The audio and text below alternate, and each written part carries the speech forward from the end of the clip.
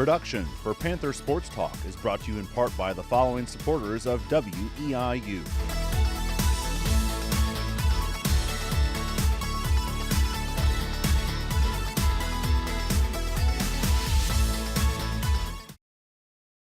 Welcome to another edition of Panther Sports Talk, a very wet and soggy edition of Panther Sports Talk right here on WIU. I'm your host, Rich Moser, joined by EIU football coach Kim Dameron. Coach, I guess the saying in the Midwest and in the South goes, if you don't like the weather, wait 10 minutes and it'll change. We both experienced that coming over here today. I guess that you can use that same mantra maybe in football too, kind of week to week. If you don't like your team, wait till the next week, and you may like your team or vice versa. Last week you guys had an off week. You got a chance, really, we talked about last week, to kind of re-experience your team and maybe have some guys challenge for position battles, different things like that. I guess take us through how that week went, and then we'll kind of talk a little bit about Eastern Kentucky after that. Okay.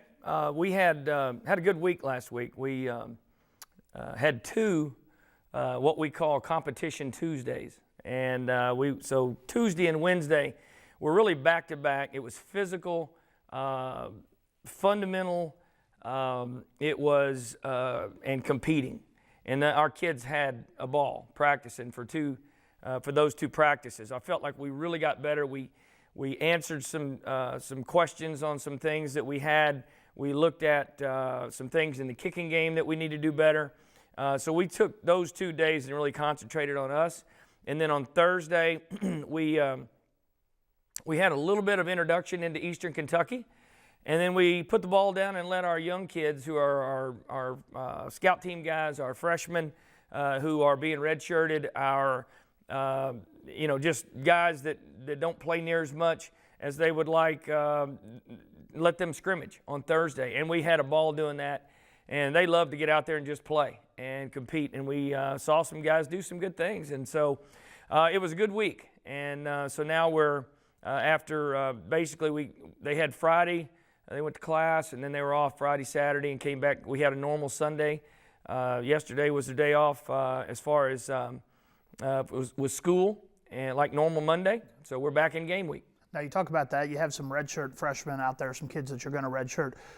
Do you see enough at this point in the season in a situation like that where you would take somebody's redshirt off, or kind of the 55 to 60 guys you have right now, those are the guys that are going to go the rest of the season? Yeah, I think, right now, when you look at it, the 60 or so that we're rolling with right now are the same guys that we're, I really wouldn't want to do that to a young freshman. It would have to be just an absolute disaster. And even at that, I'm not sure that I would do it. It's really not fair to a young man to throw him into the fire, or throw him into and then waste a year that he could have, 4 years from now, where he could play one more year. So it's something that, as a staff, we talk about it all the time. We've kind of trimmed our travel roster just a little bit. We want to be lean and mean when we travel, and the guys that are on that trip, we want them to know that hey, there's a good chance I'm gonna play. Now, the other thing you guys were able to accomplish last week as a staff is get a little jump start on recruiting. I know you talked about it on the radio coaches show last week, kind of some of the needs that you want to have and some of the areas of concern for next year's class and even the year after. When your guys go out, how are the visits done more? Is it's making contact right now with just kind of coaches to find out what players are out there, or are they actual contacts with players? I don't even know if that's allowed right now during the rules. No, it's not. It's actually it's not a contact period right now. It's an evaluation period. So we're out in the high schools, and we're talking to coaches and watching games and watching maybe a little practice or something like that. But right now it's evaluation period. But it is a time when on the phone once a week that you can talk to them, and so we're doing that. And we've got some offers out there now, and we are really honing in on the positions that we feel like that we need the most help at. And so as far as numbers wise are concerned with your roster and making sure you got the right guys in the right classes, and so we're it's like anything in recruiting. We're constantly recruiting really all facets, whether it be high school seniors, or whether it be maybe junior college players, or even keeping our ear to the ground, for the Division I transfers. So you have to be able to do all three and do them all at the same time and basically do them all year long. Now, the third thing that comes out of last week is you're able to rest a few guys. I know a lot of it's been bangs and bruises you talked about. You really only have had one key guy that I think has been absent due to an injury. That's Shepard Little, and the last couple weeks probably have helped with his injury, where he may be able to be a full go this week against Eastern Kentucky. Yeah, Shep's had a good week. We're hoping that we got him a little bit, but rested him and just got him healthy, and really feel like that he's really close to being back to 100%. And he needs to have a good week of practice this week. We don't need to be banging on him or anything like that, but we really feel like that Saturday he's got a chance to be at close to full speed.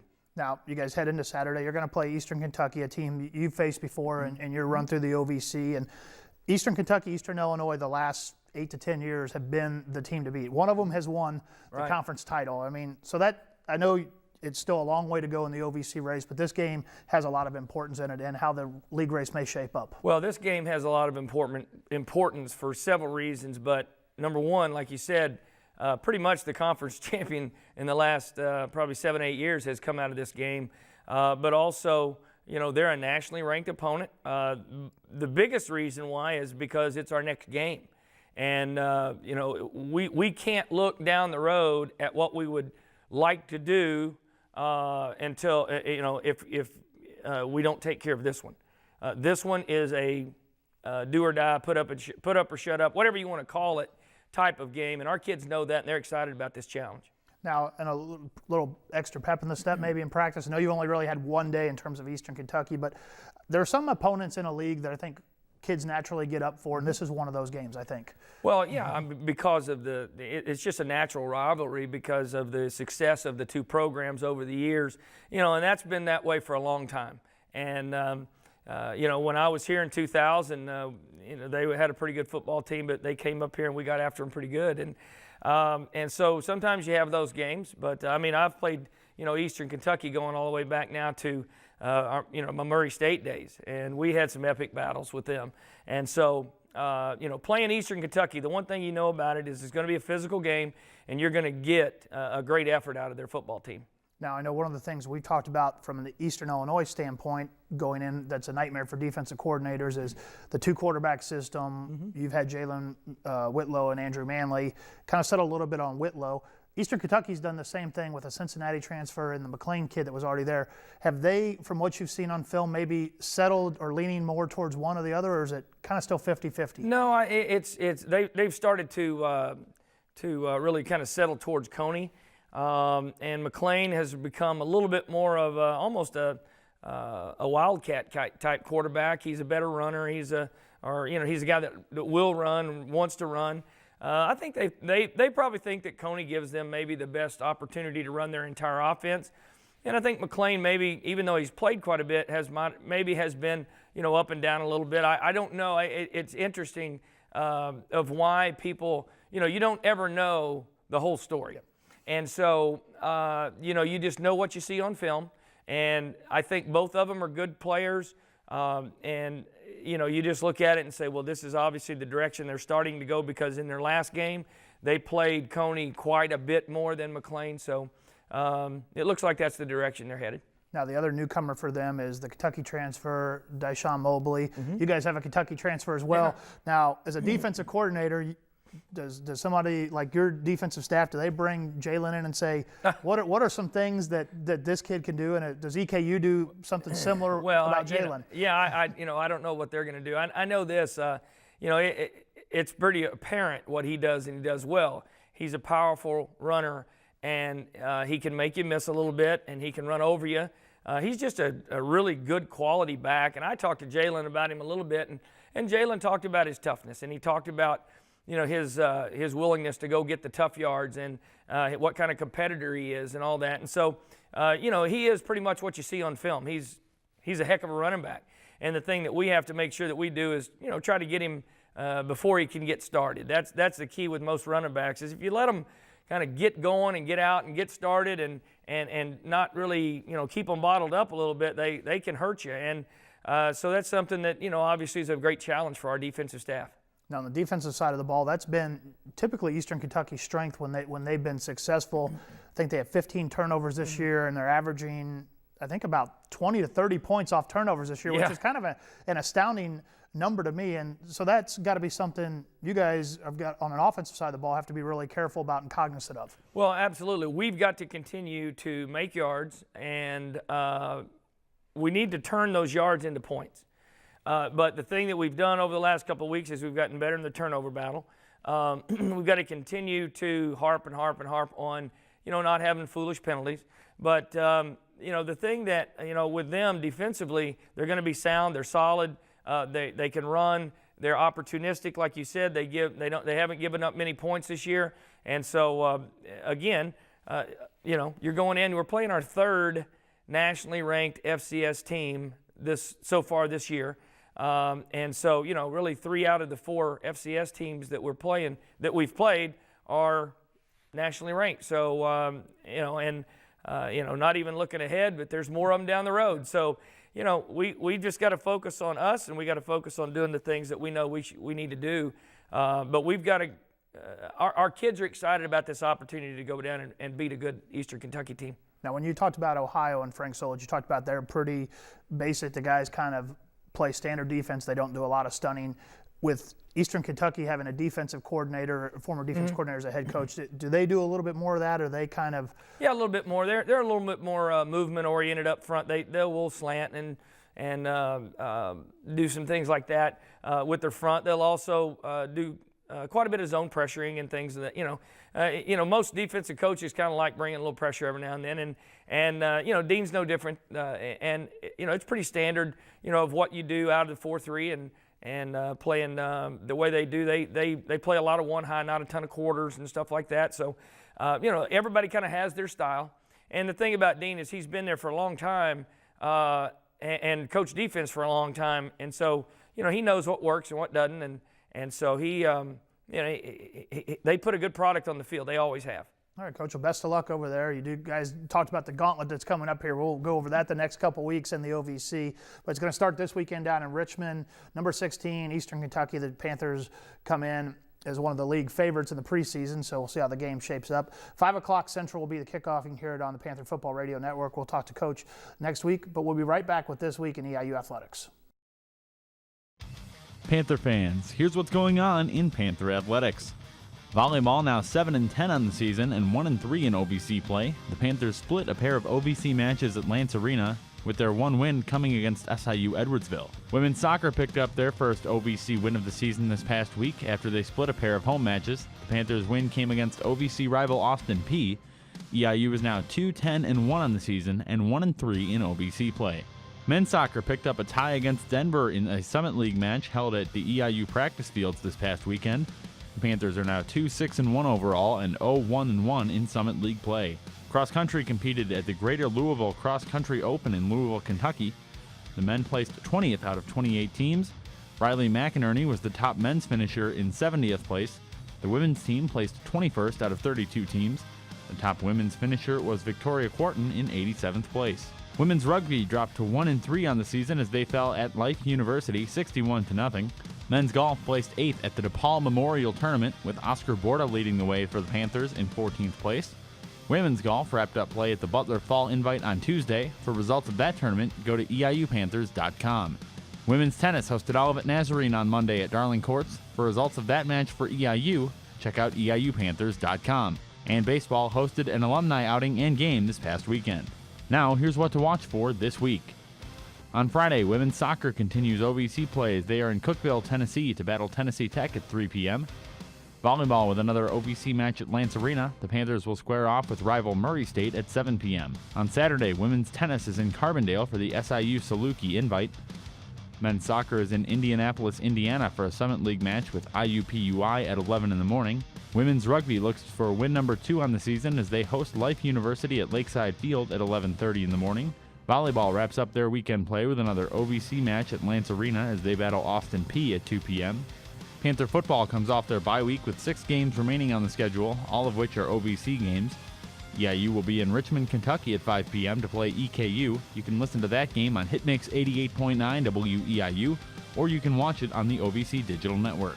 On Sunday, women's soccer continues OVC play on the road as they're at Jacksonville State at 1 p.m. And next Monday, October 13th, men's soccer is in Peoria for a 7 p.m. night match at Bradley. Reporting for Panther Sports Talk, I'm Brad Kupiak. Whitlow looks to run to his left side, dodges one man at the 10, cuts back at the 5, and goes over. Touchdown, Eastern Illinois. A lot of time, throws it right flat, hits Duncan at the 5, gets the first down, goes for the goal line. Touchdown, Eastern Illinois. Eastern Illinois Panther football is on WEIU. OVC rivals meet as the Panthers of Eastern Illinois welcome the Racers of Murray State to O'Brien Field. It's the Panthers and Racers Saturday, November 8th at 12 on WEIU, your home for Panther football. Leitner back to pass, being pressured, being sacked, and he fumbles, and the Panthers have it, I think, at the 28-yard line. Leitner, who's had a history of kind of fumbling, lost the ball, and Eastern has recovered at the 28-yard line. Kamu Grugier-Hill comes out with the football for the Panthers. Whitlow, quick pass to the left. It's going to be a double pass. It's out to Lepak. He's going to throw it back to Whitlow. Catches at the 20. Whitlow 25. Blockers in front 35, 40, and out of bounds at the 45. Hand off to Cobb, hit hard and dropped behind the line. Robert Haynes came bursting through the right side of the Minnesota offensive line, and he rocked Cobb's world right after he took the handoff. That was a very nice play by Nicholas as Cobb was trying to put a couple of moves on him and wouldn't bite on him. Leitner gets to Kirkwood. He's drilled behind the line. Dino Fonte got in there and dropped him back around the 5 or 6 yard line.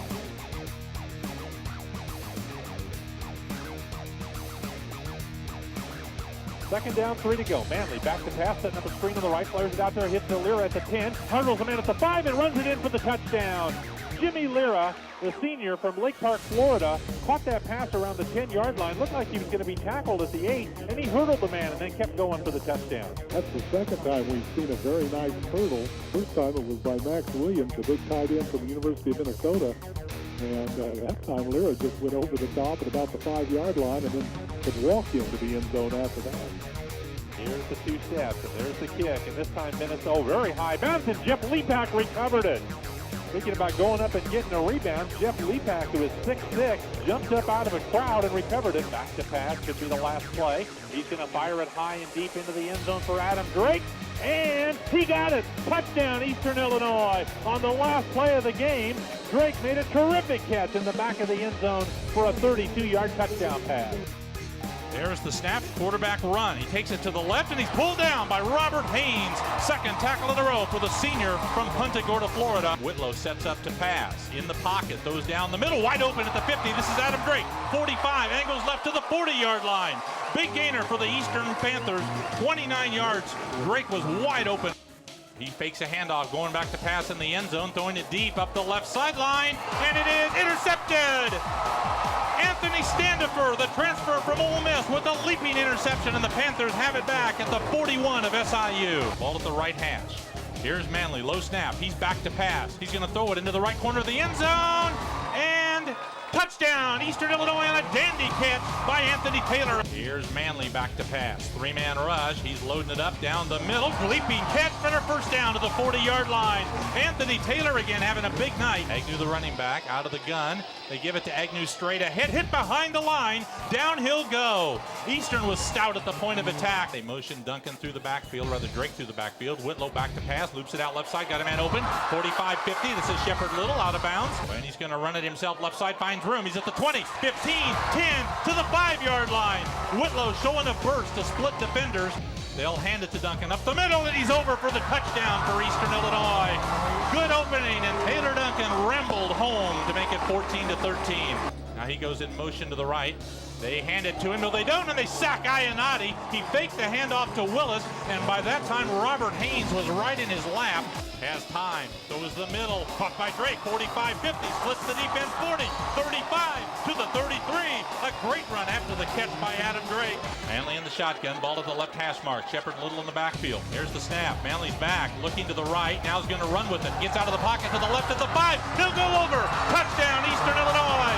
Andrew Manley runs it over on a 7-yard scramble to give Eastern Illinois a 20-14 lead. There's Here's the snap. He's back to pass. Pressure through the middle. Throws. It's intercepted. This is Kamu Grugier-Hill at the 40, at the 30, down the near sideline at the 20. Pushed out of bounds by Coppridge inside the 15. First takeaway of the day. 31-yard try into the win. Adam Drake will hold. Snap. Placement. Kicks up. Kicks long enough. And the kick is good. 36-yard try into the win. Good snap. Placed down. Kicks up. Long enough. Kick is good. Nick Bruno's the MVP, Jack, for today. He's back to pass. Panthers rush 5. They pick it up. Roberson sacked at the 19. LaQuise Taylor brings him down at the 19-yard line. They fake it to Duncan. Back to pass. Whitlow throwing the bomb up the right side for Taylor, and he's got it at the 25 of Illinois State. A sliding catch by Anthony Taylor. 21-6 Illinois State. Easton on the drive at the start of the third period. Fake handoff. Whitlow on the keeper. Cuts inside. 10, 5. Touchdown. Jalen Whitlow. He turned on a burst after he faked that handoff to Duncan. Roberson will hand to Coppridge. Right side. Grab behind the line and drop for a loss. Grugier-Hill is there. And also Robert Haynes, as they got good penetration into the backfield. Whitlow back to pass. They blitzed him. He's back. Goes to the left. Drake got it 50. Breaks the tackle 45. Drake angles left 40. 35. Blocker in front 30. Drake to the 20 and out of bounds. Roberson, not much room to operate here. Hands the ball to Graham, and this time he will not get out of the end zone, and that is going to be a safety. Eastern tackles James Graham in the end zone for a safety with 8:43 to go in the game.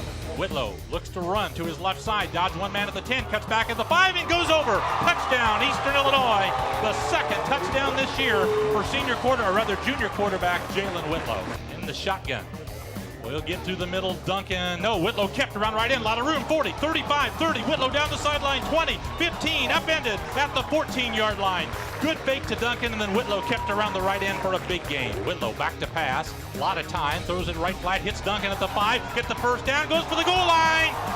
Touchdown, Eastern Illinois, on a great stretch by Duncan as he reached the right hand and the football out over the goal line when he was going down. Well, just exceptional individual effort that time by Taylor Duncan as they swung him out of the backfield. He was open to receive the pass, and he picked up the first down, but he wasn't satisfied with that. He made a nice leap over a couple of defenders. Whitlow on first down, fakes a handoff, end around to Keandre Gober, coming around the left end, a lot of room. He's at the 40, Gober at the 50, blocker in front, 40, 30, and tiptoes out of bounds around the 25-yard line. Empty backfield, he'll run again, up the middle at the 5, pushing behind Seibert, and he goes over. Touchdown, Eastern Illinois, as Colin Seibert led the way into the end zone. Steps up, gunning it deep, down the hash mark, right for Drake. He's got it at the 25. Nice throw. Drake had about a half a step on the defender, Montez Carlton, and Whitlow put it right in his hands. Second down and 6 at the 7, and a handoff to Lira, heading right, finds a hole at the 5, and got an easy walk-in touchdown. Jimmy Lira scores his second touchdown this year, number 6 in his career. Panthers have it at the Austin P 13, 1st and 10. Whitlow, handoff to Lira, left sweep at the 15, at the 10, at the 5. It's a touchdown for Jimmy Lira and Eastern Illinois. Panthers with a rush, and they block it inside the 10, inside the 5, and it's a touchdown for Eastern Illinois. Antoine Johnson blocked the kick and recovered it himself for the touchdown. Whitlow takes the snap, fakes the handoff, looks to pass, throws it over the middle, and it's caught by Drake at the 45 to the 40, down to the Ohio 37. A big play to start the game. Adam Drake, who is second in the country in receiving. Whitlow hands it to, keeps the right side, a lot of room. 35-30, cuts back 25-20, 15, 10 to the 8-yard line from a tight angle at the left hash mark. Good snap, kicks up, kick is good, and Eastern is on the board. He's left, takes the short pass, now throws it to the left sideline, intercepted by Eastern at the 50 by Bradley Dewberry, and he falls down at the 47 of Ohio. Whitlow rolling out to the right, deep drop, setting up a screen back to the left to Shepard at the 30. Blockers, 25, outside 20, 15, Nico Shepard to the 10 to the 7. Nico Shepard, the sophomore from Fort Lauderdale, on 3rd and goal inside the 1. Here's Whitlow on the call. Man in motion. They fake it to him. Whitlow on the keeper. Right side. Touchdown, Eastern Illinois. Whitlow ran off tackle, found the seam, and got over for the score. So the Dewberry interception leads to an Eastern touchdown. Here's Sprague on the call. Panthers blitz. He runs option to the right, pitches back left, trips up in the backfield, and down he goes to the 49 as Anthony Goodman came flying out of the secondary. Here's Sprague, takes the snap. He's back. He's going to throw it up the left sideline, overshows the receiver, intercepted. Anthony Standifer with his second interception of the year. He hands it to Tim Edmond, backup running back, who's going to be tackled for a loss, and there's a penalty flag. Robert Haynes again comes in and makes a stop for about a 3-yard loss. Back to pass, Whitlow on first down. Has to step up to avoid the rush. He's going to run to his right at the 40, up to the 45, 50, to a whole 40. Whitlow in a sprint to the 30, picks up blockers 20, 15. Whitlow upended at the 10-yard line. Saving the touchdown was Josh Kristoff as Whitlow on a scramble out of the pocket goes over 100 yards rushing on the day. 2 wide out each way. Whitlow out of the shotgun, back to pass, looking, throwing over the middle, touchdown, Anthony Taylor. Nice throw by Whitlow. Taylor was well covered by Nelson, and Whitlow gunned it in there, and Taylor held on with tight coverage on him for the touchdown. Production for Panther Sports Talk is brought to you in part by the following supporters of WEIU.